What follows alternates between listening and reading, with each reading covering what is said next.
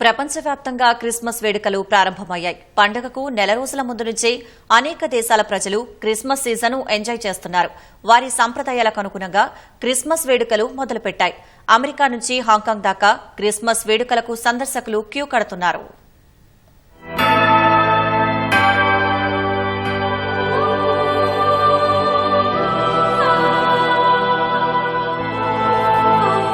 Christmas వేడుకలు దగ్గర పడుతుండటంతో ప్రపంచవ్యాప్తంగా వివిధ దేశాల్లో సందడి నెలకొంది.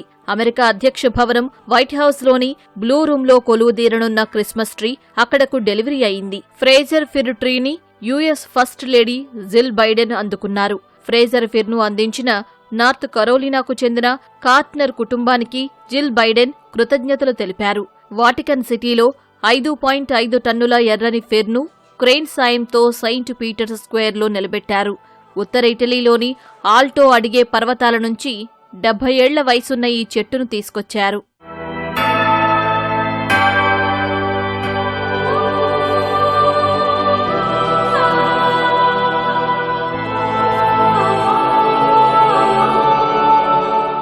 ఫ్రాన్స్ రాజధాని పారిస్ క్రిస్మస్ వేడుకలకు ముస్తాబవుతోంది.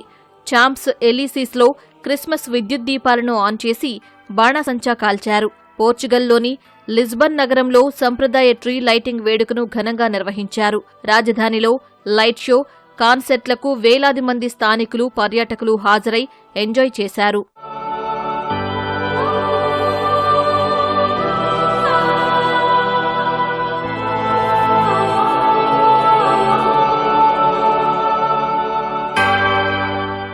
డెన్మార్క్లోని ఐకానిక్ టివోలీ గార్డెన్స్ లో అధికారికంగా క్రిస్మస్ సీజన్ లైట్లు ఆన్ చేసి వేడుకలను ప్రారంభించారు.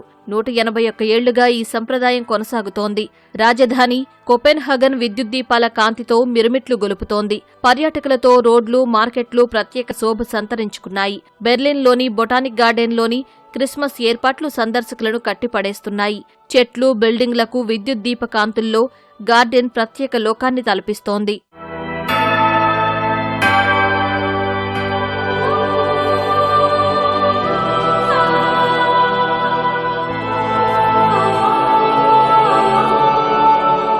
యూకే లిగోలాండ్లో క్రిస్మస్ కోసం లిగో ఇటుకలతో ఒక చెట్టు నిర్మించారు. ఇందుకు 3,64,000 ఇటుకలను ఉపయోగించారు నిర్వాహకులు. ఇందుకు 3,000 గంటలు శ్రమించారు. ట్రీ స్టార్లను చూసేందుకు పర్యాటకులు క్యూ కడుతున్నారు.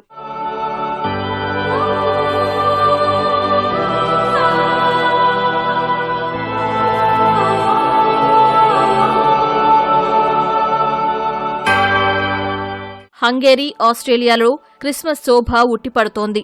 మార్కెట్లు కిక్కిరిసిపోయాయి. కుటుంబ సభ్యులు, స్నేహితులతో సెలవులను పర్యాటకులు, స్థానికులు ఆస్వాదిస్తున్నారు. ప్రత్యేక క్రిస్మస్ ఆహార పదార్థాలను రుచి చూస్తున్నారు.